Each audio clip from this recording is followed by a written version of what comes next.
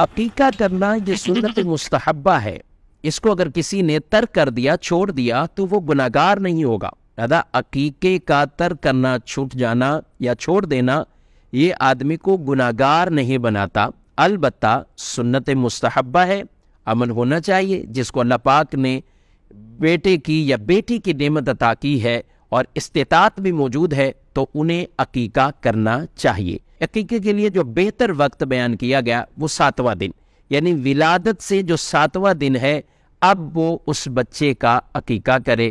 اگر 7ویں دن سے پہلے ہی کسی نے عقیقہ کر دیا تو بھی عقیقہ ادا ہو جائے گا، اور یہ بھی ضروری نہیں کہ 7ویں دن ہی ہو، اس کے بعد عقیقہ نہیں ہو سکتا۔ اگر کسی وجہ سے 7ویں دن عقیقہ نہیں کر سکے تو ٹھیک ہے، آپ 10ویں دن کرنا چاہیں، 12ویں دن کرنا چاہیں تو آپ عقیقہ کر سکتے ہیں۔ ہاں، زیادہ بہتر یہ ہے کہ 7 دنوں کی رعایت رکھتے رہیں۔ 7ویں دن نہیں کیا تو 14ویں دن کر لیں، 14ویں دن نہیں کیا تو 21ویں دن کر لیں، اور زندگی میں اگر کئی سال گزر چکے ہیں تو آپ اب کرنا چاہیں تو اب بھی کر سکتے ہیں۔ علماء نے ایک پہچان کا طریقہ یہ بھی بیان کیا کہ جس دن بچے کی ولادت ہوئی ہے، مثلا جمعہ، اب اگر عقیقہ کرنا ہے تو وہ جمعرات کا دن رکھیں تاکہ وہ 7واں دن ہی آ جائے گا، 7 کا حساب۔